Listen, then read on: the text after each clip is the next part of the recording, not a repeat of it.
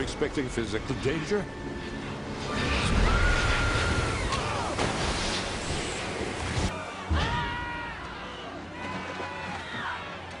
이들은 지금 어디에 있는 걸까요? 바로 이곳은 지옥입니다.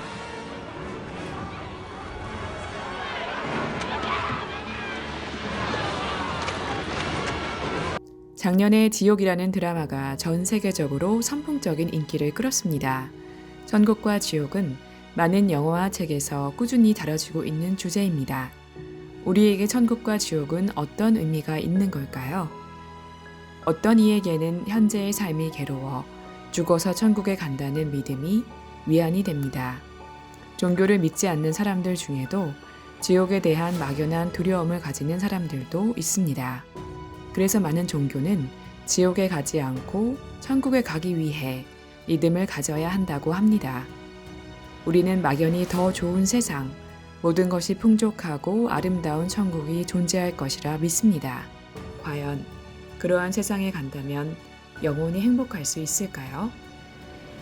이번 영상에서는 천국과 지옥의 모습을 너무나도 실감나게 보여준 영화 천국보다 아름다움을 소개하면서 불교적 관점에서 천국과 지옥에 대해 이야기해 보겠습니다.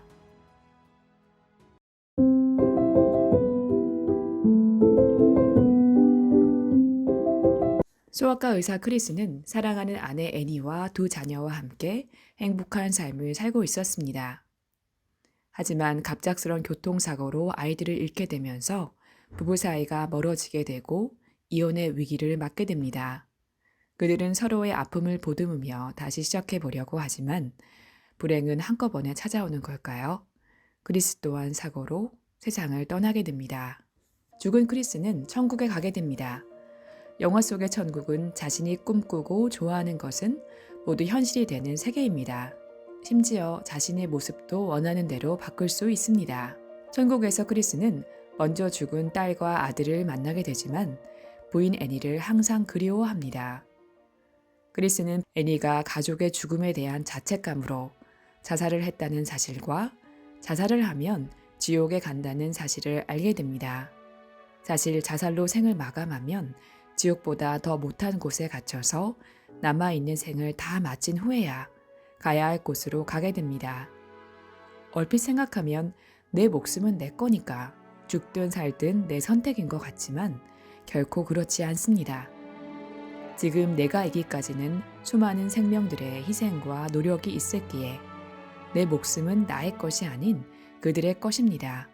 그래서 자살을 하면 그들의 노고와 기대를 저버리는 크나큰 죄가 되죠. 아무리 힘들어도 자살을 해서는 안 됩니다. 크리스처럼 진실한 마음으로 가족과 환자를 대하며 한 생을 살면 천국에 가게 됩니다. 그 반대라면 지옥에 가게 되죠.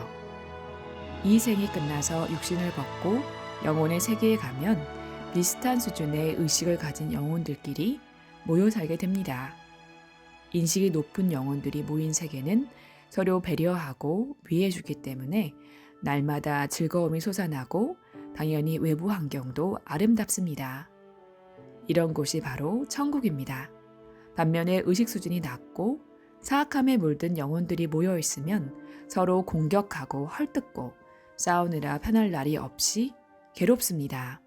자연히 지옥이 만들어지는 것입니다. 크리스는 지옥으로 애니를 구하러 떠나고 그 여정에서 다양한 지옥의 관문들을 지나 애니를 찾게 됩니다.